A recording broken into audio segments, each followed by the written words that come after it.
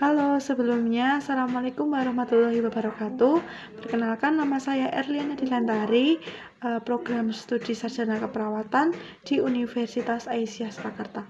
Di sini saya akan melakukan pendidikan kesehatan pada pasien dengan kemoterapi CA cervix. Saya akan menggunakan media lembar balik seperti ini.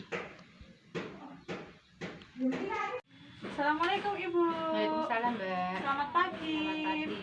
Ibu sebelumnya bisa menyebutkan nama dan alamatnya, Bu? Nama saya Trimarianti Tribulan, Mbak. Baik, dengan Ibu Trimarianti ya.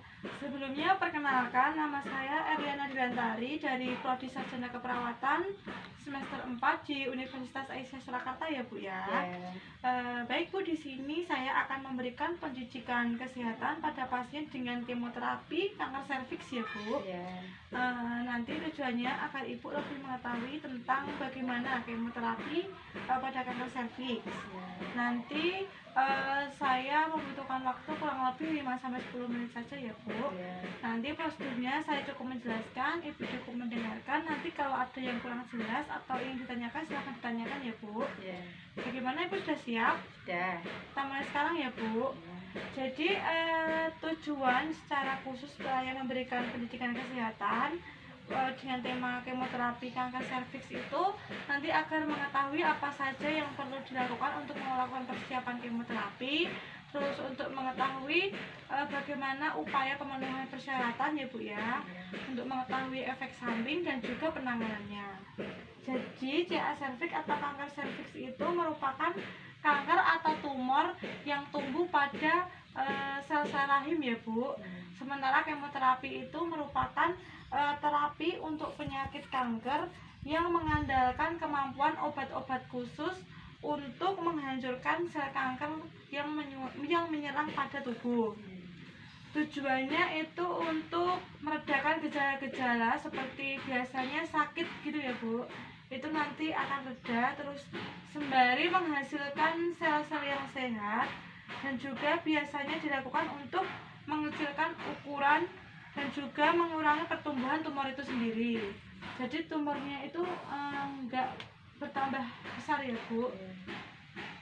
Terus persiapan melakukan tesnya itu hati harus berfungsi dengan baik. Nanti cek dulu ginjalnya harus berfungsi dengan baik dengan kadar ureum dan kreatinin yang cukup ya, Bu. Nanti sebelumnya juga harus melakukan tes darah, itu nilai hemoglobinnya itu minimal 10% per gram.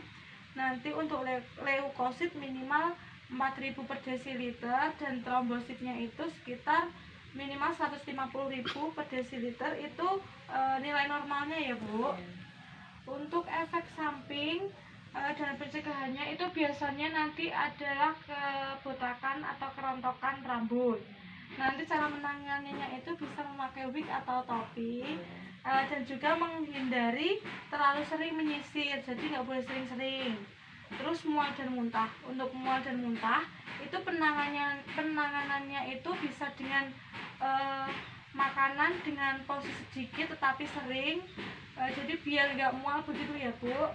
Dan juga saat mengonsumsi makanan itu harus dikunyah secara perlahan. Selanjutnya, jika akan menimbulkan efek samping seperti kelelahan dan anemia, itu bisa ditangani dengan istirahat yang banyak atau cukup ya, Bu. Terus melakukan olahraga yang ringan jika dokter mengizinkannya.